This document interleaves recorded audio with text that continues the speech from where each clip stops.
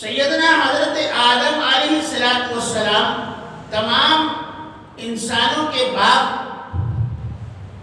اور تمام انبیاء علیہ السلام کے باپ ہیں۔ آپ نے بھی دنیا میں آ کر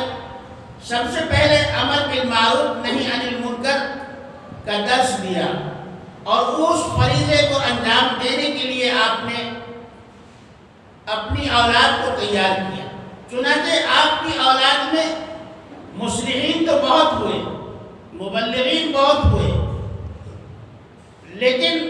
سیدنا حضرت شیس علیہ السلام کو، جو آپ کی اولاد میں بڑی اولاد کہلاتے ہیں، بڑے بیٹے کہلاتے ہیں،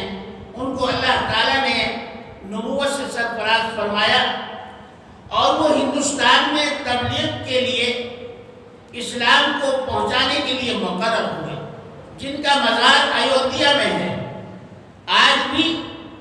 آپ کی درگاہ پر، آپ کے مزارات پر اور آپ کی اولادوں کے مزارات پر لوگ جاتے ہیں اور وہاں سے فیض حاصل